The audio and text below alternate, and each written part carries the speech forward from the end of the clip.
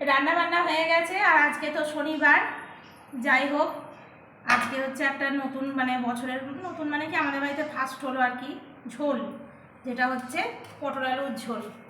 এই ফার্স্টে পটল আলুর ঝোল দিয়েই আজকে রান্না করলাম। পটল খাওয়া হয়েছে, ভাজা খাওয়া হয়েছে, এমনি গোটা গোটা জিরে বাটা হয়েছে, কিন্তু পটলের ঝোলটা আজকে প্রথম করলাম।